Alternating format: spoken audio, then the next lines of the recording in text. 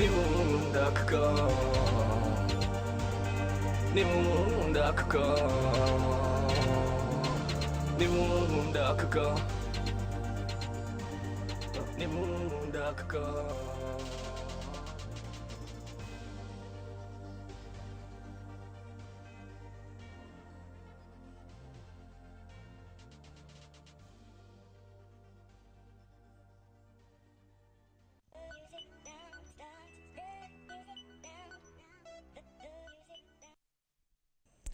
Kigali Zireste bakubwira ati koko ni itsinda ribarizwamo uyu muhanzi turi kumwe hano live mu kiganiro yitwa Fab Toxic.